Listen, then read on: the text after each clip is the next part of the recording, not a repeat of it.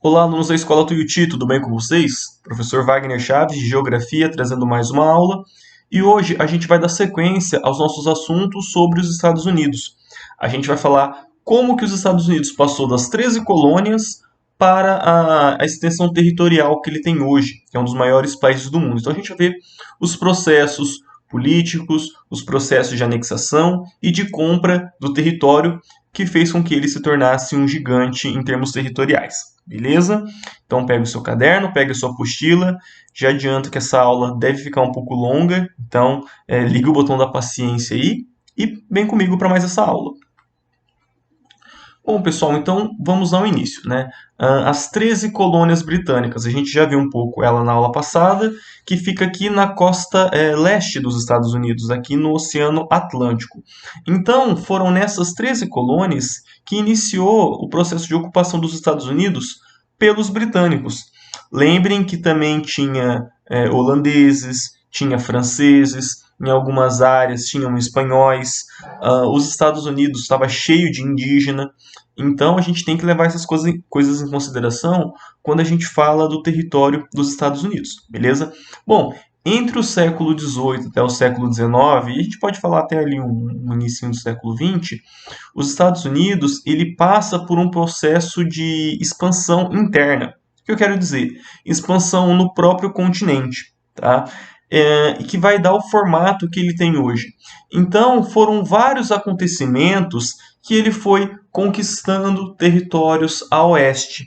E aí foi aumentando esse território, beleza? Bom, mas primeiro vamos falar da independência, tá bom? As 13 colônias, elas se declararam independente, eu coloquei tornaram, mas uma palavra melhor é se declararam independente em 1776, no 4 de julho, tá? Mas a Inglaterra não aceitou. Houve uma guerra pela independência dos Estados Unidos, tá? Entre, de um lado, os colonos americanos e do outro lado, os britânicos. Então, essa foto aí, essa vestimenta desse soldado inglês é bem conhecida, né? A Inglaterra só veio a reconhecer a independência dos Estados Unidos em 1783, quando foi assinado o Tratado de Paris. No livro de vocês está o Tratado de Versalhes. Só um parênteses aqui, gente. Versalhes é uma cidade do lado de Paris e lá tem o Palácio de Versalhes. Era um palácio do rei. Durante algum tempo ela foi o centro do Império Francês. E é como se fosse aqui no Rio de Janeiro, tá? A cidade do Rio de Janeiro era a sede da monarquia, mas eles iam para o palácio em Petrópolis. Então, se vocês procurarem por Tratado de Versalhes, vocês só vão encontrar o Tratado de 1919, que é o Tratado da Primeira Guerra Mundial, que impõe aquelas sanções, aquelas punições à Alemanha. Mas se vocês quiserem saber e pesquisar mais sobre o Tratado da Independência dos Estados Unidos, procurem por Tratado de Paris de 1783. Tá? Quando a gente fala de tratado, é um pouco difícil, porque os diplomatas, esses figurões que fazem esses acordos, eles nunca escolhem uma cidade assim desconhecida. É sempre Paris, é sempre Versalhes, Utrecht, Estocolmo. Então, quando a gente estuda a história da diplomacia, por exemplo, tem lá 20 tratados de Utrecht, que fica na Holanda, uns 10 tratados de Paris, mais um monte de tratado de Versalhes. Tá? Não tem nenhum tratado de Carapicuíba, por exemplo. Inclusive tem uma cidade em Tocantins que chama Combinado. Eu gostaria que tivesse o tratado de Combinado, que ia ser sensacional. Depois dessa digressão, então só explicando, se vocês querem procurar o Tratado de Independência dos Estados Unidos, procurem por Tratado de Paris. De Versalhes vocês não vão encontrar, tá? Embora tenha sido assinado no Palácio de Versalhes, que fica na cidade de Versalhes, próxima a Paris, beleza? Em Versalhes foi assinado também, nesse mesmo palácio, o Tratado da Primeira Guerra Mundial que eu mencionei para vocês. Tá?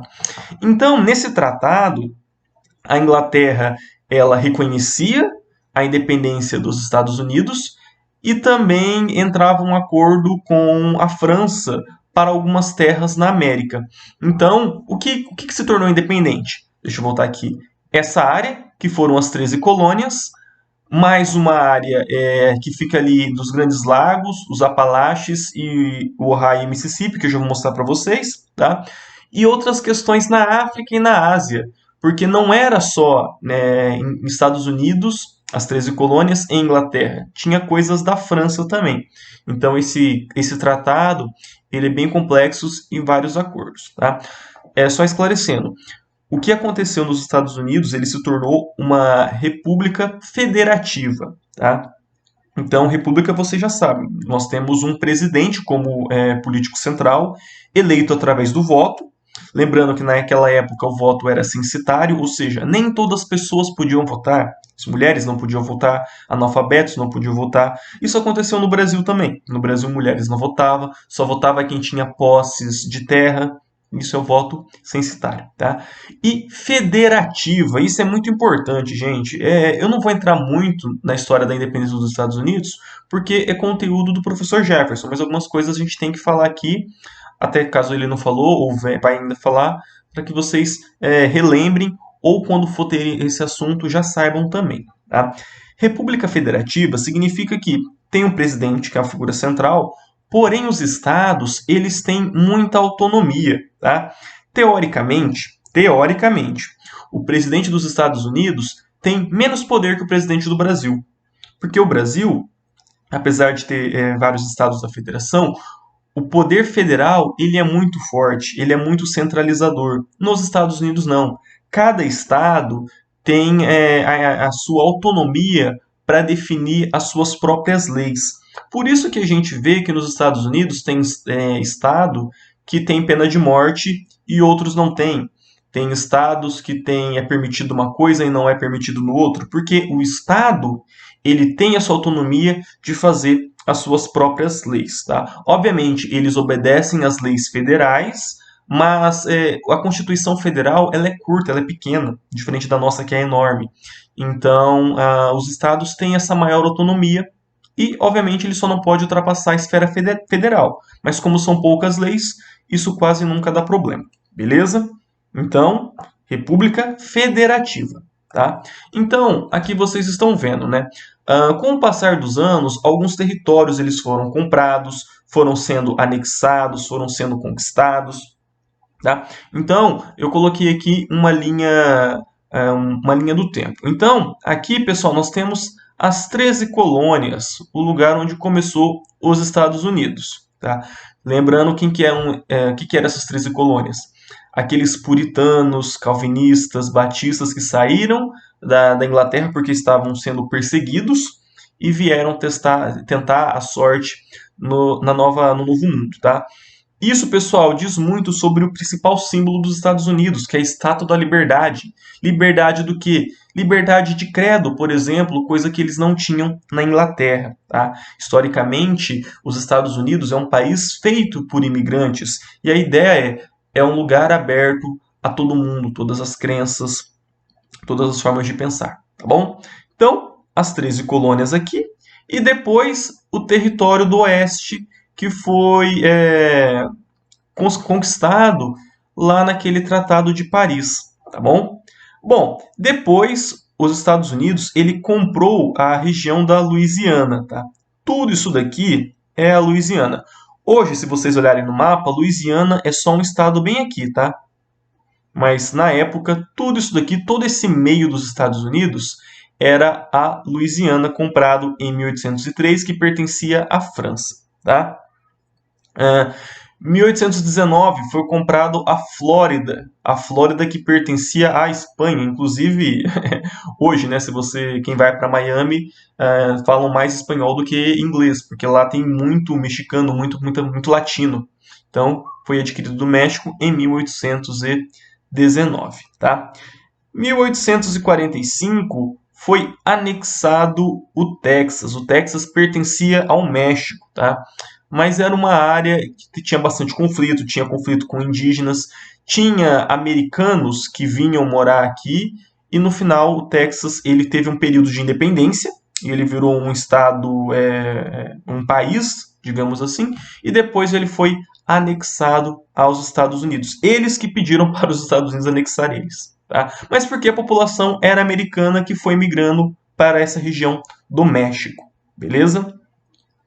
1848, essa região aqui da Califórnia e Novo México é cedida aos Estados Unidos.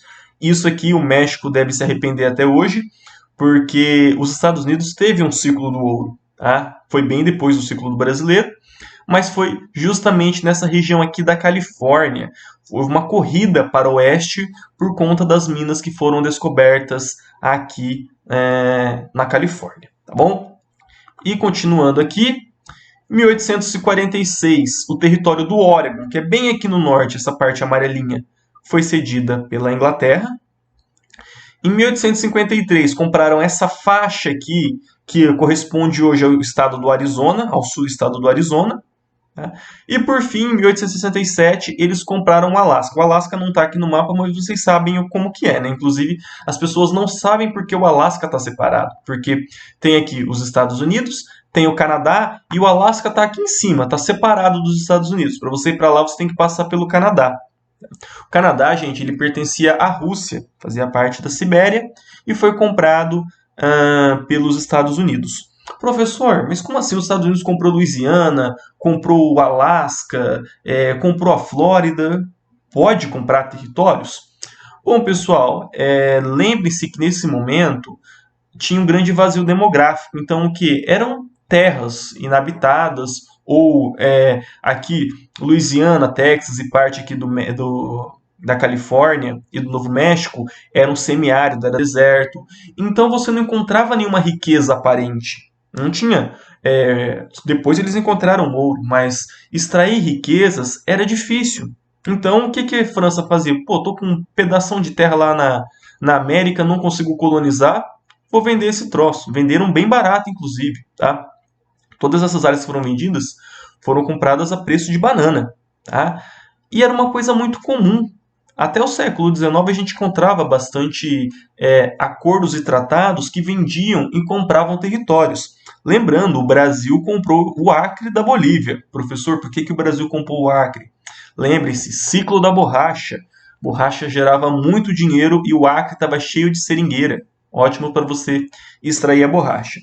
E mais recentemente, em acho que foi 2020 ou 2019, desculpa, não lembro, o presidente Donald Trump fez uma oferta, quer dizer, fez oferta não, né? Ele disse que queria comprar a Groenlândia que pertence à Dinamarca, tá? E a Dinamarca falou, olha, ela não está à venda. Tá?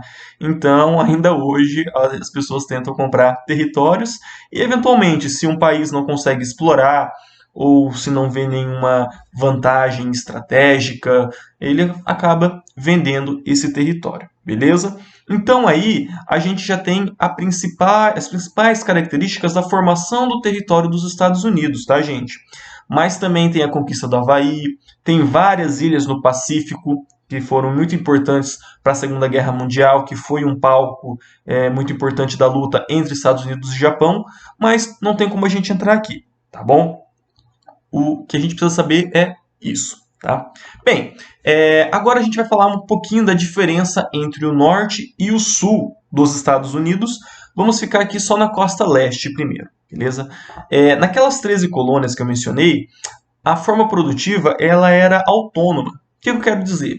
Lá tinha pequenos proprietários, pequenos fazendeiros e pequenas oficinas manufatureiras, tinha pequenas indústrias. Tá? A mão de obra no norte era uma mão de obra livre. Isso aqui, pessoal, pode parecer uma coisa banal, mas é muito importante porque, por exemplo, no Brasil não existia manufatura. Portugal não permitia. Então, se você quisesse comprar algum produto manufaturado, você tinha que importar dos portugueses. Isso tornava o produto muito caro. Você não gerava uma burguesia, por exemplo, no Brasil. Lá nas 13 colônias do norte, não. Essa pequena indústria, esse pequeno proprietário, ele tinha autonomia de produzir aquilo que ele quer, de vender para quem ele quer. A mão de obra ela livre, então você poderia contratar um trabalhador.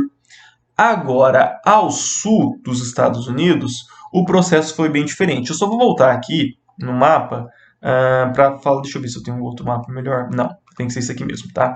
Quando eu falo sul, pessoal, eu estou dizendo essa área aqui, tá? aqui nessa região dos Estados Unidos, pessoal, a gente tem os estados do Alabama, Mississippi, Missouri, Georgia, Tennessee, que foram estados escravistas, tá? Então eles utilizavam a mão de obra escrava.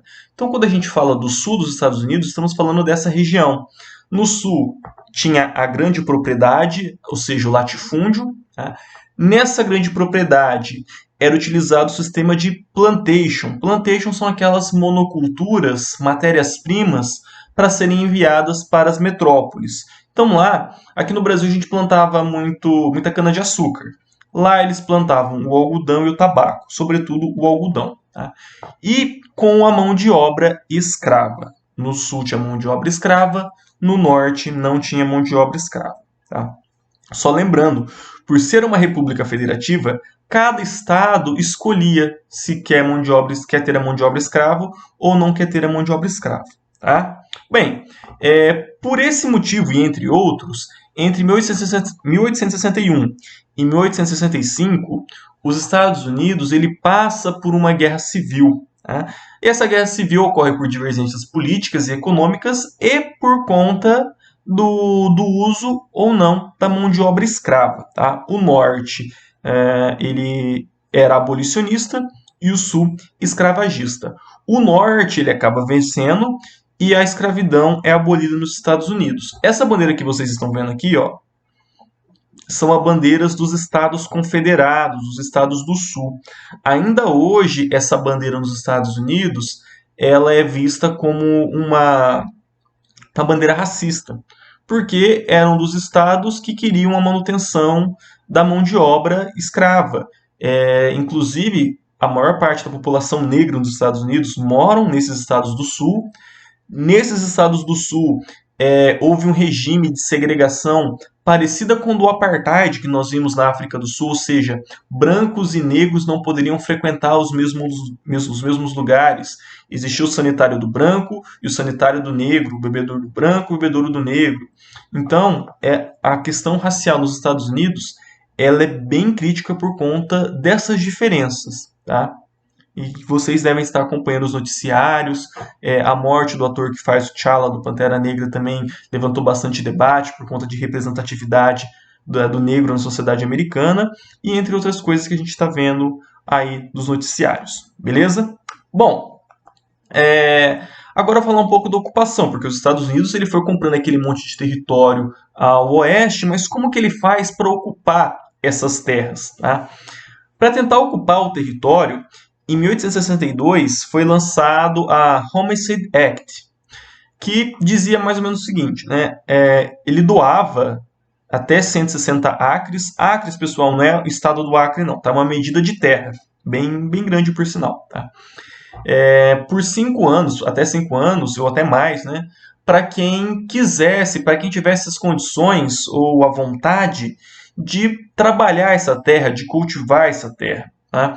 Então, esse processo fez com que muitas pessoas saíssem ali da costa leste e começassem a migrar para a região central dos Estados Unidos. Deixa eu voltar aqui, perdão.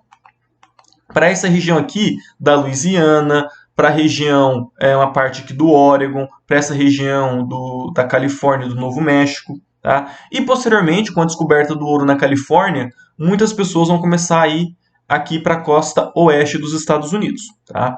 Então, isso fez com que a população dos Estados Unidos ela se espalhasse um pouco. Embora, se a gente olha o mapa demográfico hoje, vai ver que a população está concentrada na costa leste e na costa oeste. A produção agrícola está concentrada no centro dos Estados Unidos.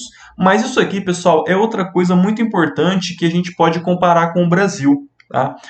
A gente estudou no ano passado, no 7º ano, a propriedade agrária no Brasil. A gente falou, olha, aqui tinha o latifúndio, a grande propriedade, o engenho de açúcar. Lá nos Estados Unidos teve também na região sul. Não é? Nós tínhamos aqui a lei de terras. Como que era feito o acesso à terra no Brasil? O capitão donatário, um nobre de Portugal, recebia essa terra do monarca, do rei. E ele poderia usufruir dessa terra. Não tinha como você comprar a terra. E mesmo quando teve a Lei de Terras, de 1750, a terra era uma coisa cara, ninguém conseguia comprar, poucas pessoas compravam terras. Nos Estados Unidos, não. As pessoas também não tinham dinheiro. Então, o que, que o Estado fez? Olha, a gente tem uma terra, um espaço gigante sem ninguém, vamos doar essas terras. Ou vamos criar condições para que as pessoas adquiram essas terras. Processos de crédito, financiamento, enfim. Então, com isso aqui, qualquer pessoa que chegasse nos Estados Unidos, e posteriormente alguns imigrantes fizeram isso, tinha acesso à terra, conseguia comprar uma terra, embora, por exemplo, nesse mapa aqui, nesse cartaz que vocês estão vendo, né, lá no Nebraska, que é uma região semiárida, desértica, mas a pessoa vai ter o seu pedaço de terra. Tá? No Brasil não teve isso. Nos Estados Unidos, aboliu-se a escravidão, o escravo tinha uma possibilidade, o ex-escravo, melhor dizendo, tinha uma possibilidade de compra de terra ou de adquirir uma terra. No Brasil, não. Não tinha essa possibilidade. Onde esses escravos que moravam no Rio de Janeiro vão morar agora? Nos morros. Vão dar origem aqui? Favelas, por exemplo.